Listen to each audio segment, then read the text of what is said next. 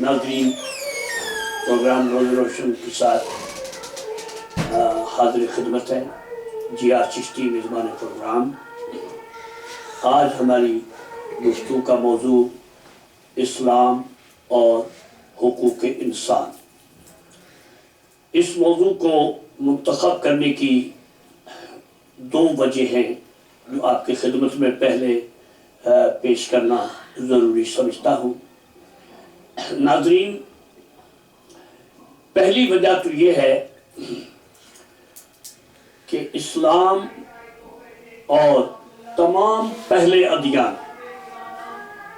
और तमाम अंबिया का दीन और तमाम अंबिया की लाई हुई हिदायत सिर्फ दो बातों पर मरकूज थी, हुकूकुल्लाह और हुकूकुल इबाद। अल्लाह ताला का हक और अल्लाह का हक जानने के बाद अल्लाह की मखलूक का हक पहचानना।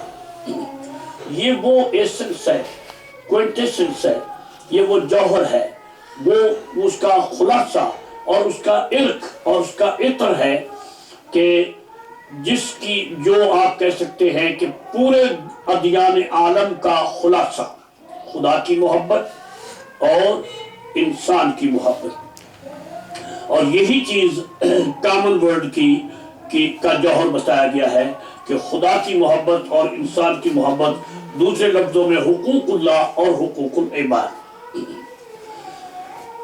आमतौर पर यह कहा जाता है कि हुकूक इंसान का सिलसिला अब शुरू हुआ है। नहीं, हुकूक इंसान का सिलसिला तो हज़रत आदम अलैहिस्सलाम से ही शुरू है, और ये अलग बात है कि अब खुदा के फजल करम से जो इंसान जो है जैसे जैसे उसका इल्म सलाहियत बढ़ रही है वो इसको हाईलाइट कर रहा है और आगे बढ़ा रहा है। कुरान हकीम की जो मैंने आया मुबारका तिलावत की है, नाज़रीन, ये आया मुबारका सूरह निसा यानी कुरान पाक के चौथे सूरा की 36 नंबर आयत है, जिसे आप कह सकते हैं सूरह निसा 4/36 और 4/36, या ये कि चौथा सूरा और आयत नंबर 36। इस आयत पाक में अल्लाह ताला जल्ला वाला ने तकरीबन 8 इंसानी जिंदगी के लोगों का जिक्र फरमाया है, और हम कुरान पाक को इस नज़र से पढ़ते ही कम है। हम तो कुरान पाक में सिर्फ उन आयतों को मुंतखब कर सकते हैं जो मिंबर पर बैठकर हमें अपनी आवाम को अपने ज़रूरियात के मुताबिक कन्विंस करने के लिए काम आ सकती हो। तो ये ह्यूमन राइट का जो मसला है, ये इस वक्त खुदा के फजल करम से बड़े जोर के साथ आ रहा है, और इसकी ज़रूरत भी थी कि पिसी हुई इंसानी ज़िंदगी के तबकात को बुलंद करना और उनको पीछे पसमानदगी से निकालकर बराबर लाना, ये ज़रूरी था। और यही चीज़ है, अगर ये मुकम्मल हो तो दुनिया में अमन हो सकता है। अमन की दुनिया को इस वक्त बेहद ज़रूरत है। पूरी दुनिया जो है वो एक तसादम की सूरत और इंटॉलरेंस, अदम बर्दाश्त की शक्ल इख्तियार कर चुकी है। तो इस वक्त अंबिया के दीन की तालीमात जो है उसकी तरफ तवज्जो देनी होगी, और यूनाइटेड नेशन जो universal declaration of human right United nation ने पेश फरमाया, वो मैं समझता हूँ कि वो ऐन कुरान हकीम के मुताबिक है। लोग बात तो करते हैं लेकिन गौर नहीं करते। यूनाइटेड नेशन ने इंसानी हुकूक में जो कुछ कहा है वो यही तो कहा है कि इंसान अपने हुकूक के साथ पैदा हुआ है। ये कोई मेहरबानी नहीं किसी हुकूमत की कि लोगों को हुकूक देना, बल्कि हुकूक के तहफ़्फ़ुज़ के नाम से हुकूमतें हुकूमत करती हैं। وہ یہ گارنٹی دیتی ہے عوام کو کہ ہم تمہارے مال جان عزت و آبرو کا تحفظ کریں گے، اور اس وجہ سے ان کو جو ہے یہ درجہ ملتا ہے کہ وہ پورے عوام کا انتظام اور انصرام سنبھالے۔ تو گویا حکومت جو ہے وہ عوام کے حقوق کے تحفظ کے نام سے قائم کی جاتی ہے۔ تو اس میں آپ اندازہ فرما سکتے ہیں کہ یہ جو کہا جاتا ہے تو اس میں یہ جاننا ہوگا کہ یہ تمام تعلیمات خدا کے فضل و کرم سے قرآن پاک میں بدرجہ اصم موجود ہے۔ میں تھوڑی سی آپ کو وضاحت عرض کروں کہ اس سلسلے کا آغاز کرنے کی ضرورت یوں پیش آئی کہ جوہر جو یونائٹڈ نیشن کا ہے وہ یہ ہے ونس آف ہیومینٹی، انسانیت کی وحدت۔ اور آپ جانتے ہیں کہ انسانیت کی وحدت جو ہے، انسان کا ایک ہونا جو ہے، وہ کس بنیاد پہ ہو سکتا ہے؟ علاقے کی بنیاد پہ نہیں ہو سکتا، زبان کی بنیاد پر بھی نہیں ہو سکتا۔ ہم نے دیکھا ہے کہ ایک زبان کے لوگ آپس میں لڑتے ہیں، ایک علاقے کے لوگ متصادم ہو جاتے ہیں۔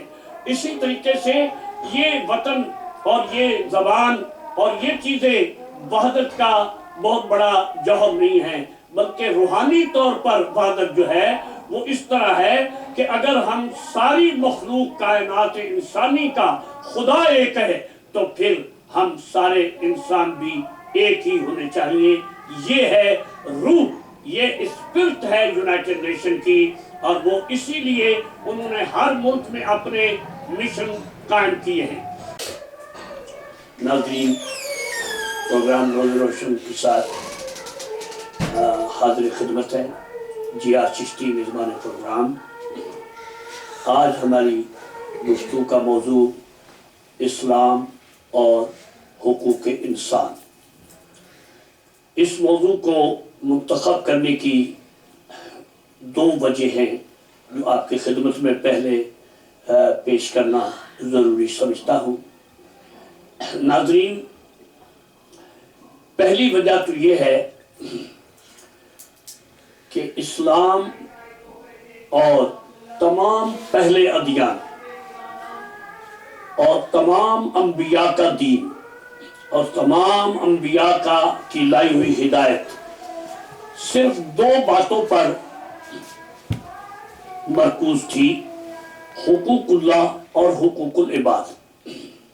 اللہ تعالیٰ کا حق اور اللہ کا حق جاننے کے بعد اللہ کی مخلوق کا حق پہچاننا، یہ وہ ایسنس ہے، کوئنٹیسنس ہے، یہ وہ جوہر ہے، وہ اس کا خلاصہ اور اس کا علق اور اس کا عطر ہے کہ جس کی جو آپ کہہ سکتے ہیں کہ پورے ادیان عالم کا خلاصہ خدا کی محبت اور انسان کی محبت، اور یہی چیز کامن ورڈ کا جوہر بتایا گیا ہے کہ خدا کی محبت اور انسان کی محبت، دوسرے لفظوں میں حقوق اللہ اور حقوق العباد۔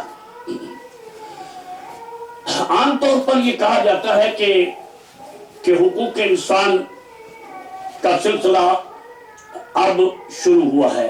نہیں، حقوق انسان کا سلسلہ تو حضرت آدم علیہ السلام سے ہی شروع ہے، اور یہ الگ بات ہے کہ اب خدا کے فضل و کرم سے جو انسان جو ہے جیسے جیسے اس کا علم صلاحیت بڑھ رہی ہے وہ اس کو ہائی لائٹ کر رہا ہے اور آگے بڑھا رہا ہے۔ قرآن حکیم کی جو میں نے آیہ مبارکہ تلاوت کی ہے، ناظرین، یہ آیہ مبارکہ سورہ نساء یعنی قرآن پاک کے چوتھے سورہ کی 36 نمبر آیت ہے، جسے آپ کہہ سکتے ہیں سورہ نساء 4/36 اور 4/36، یا یہ کہ چوتھا سورہ اور آیت نمبر 36۔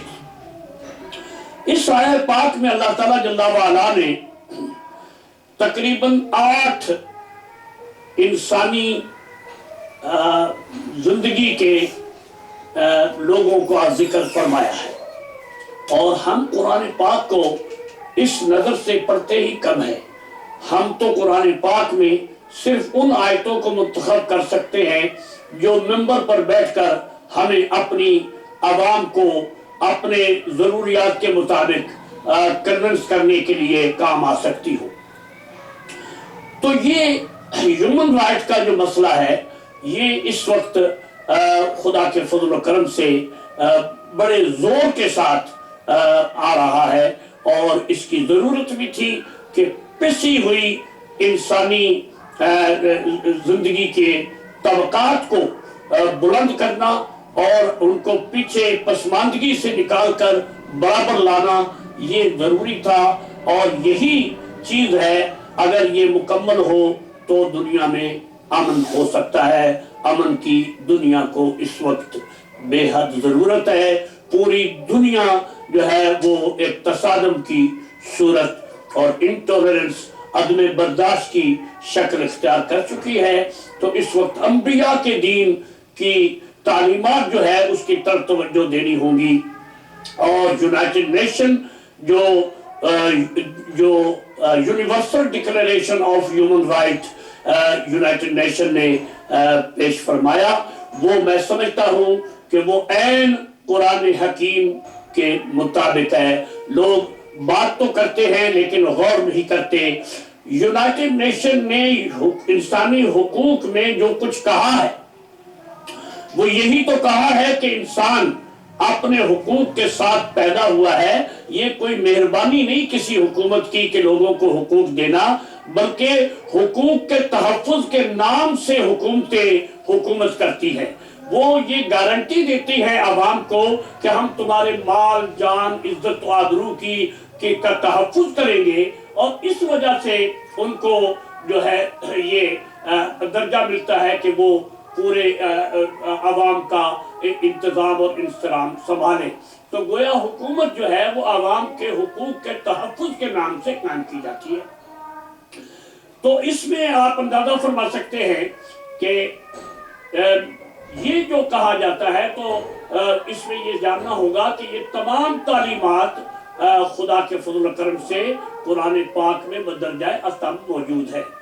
میں تھوڑی سی آپ کو وضاحت عرض کروں کہ اس سلسلے کا آغاز کرنے کی ضرورت یوں پیش آئی کہ جوہر جو یونائٹڈ نیشن کا ہے وہ یہ ہے ونس آف ہیومینٹی، انسانیت کی وحدت۔ اور آپ جانتے ہیں کہ انسانیت کی وحدت جو ہے، انسان کا ایک ہونا جو ہے وہ کس بنیاد پہ ہو سکتا ہے؟ علاقے کی بنیاد پہ نہیں ہو سکتا، زبان کی بنیاد پر بھی نہیں ہو سکتا۔ ہم نے دیکھا ہے کہ ایک زبان کے لوگ آپس میں لڑتے ہیں، ایک علاقے کے لوگ متصادم ہو جاتے ہیں۔